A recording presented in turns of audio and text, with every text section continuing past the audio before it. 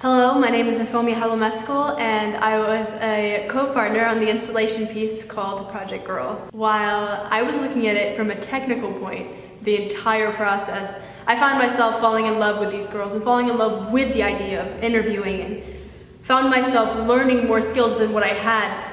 I found myself conducting interviews alongside Danielle, which wasn't what I expected going into the project.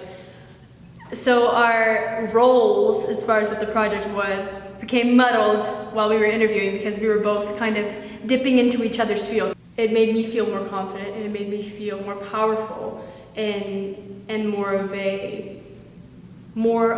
a co-partner as opposed to a technician on this piece. Something remarkable that I came across while interviewing these girls was the barriers that we came across as far as access to these girls' stories.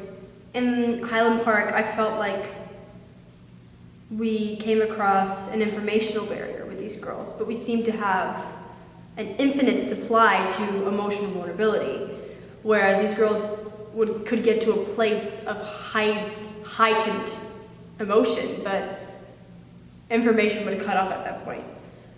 As far as girls in the Bronx, I felt like we had the infinite supply of information with these girls. They were able to open up to us about stories of their past and stories of hardship that you could tell was very traumatic or difficult for them to go through, to experience in their lives, but they wouldn't give us any access to that emotional vulnerability, and we didn't see any heightened emotion as far as pain or grief or remorse.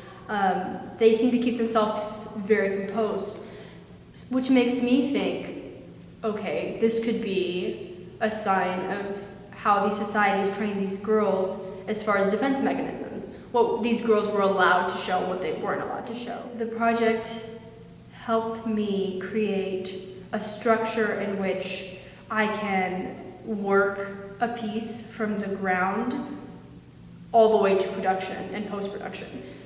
We've created this blog, projectgirl.tumblr.com, where we've continued to post footage. I'm traveling to Ethiopia this summer with the intention of expanding Project Girl. Now, I'm not sure exactly what the subject matter will be, but I know I'm working with children and I know what age range I'm working with. So I think I'm not as terrified as I was in the beginning of Project Girl when we didn't know what we were doing, when we just knew the demographic of girls we wanted to work with. Because I know that from the information I'm given, I know that I can do this again. I know that I can create a project from this point again. So I'm excited to see where this will lead me.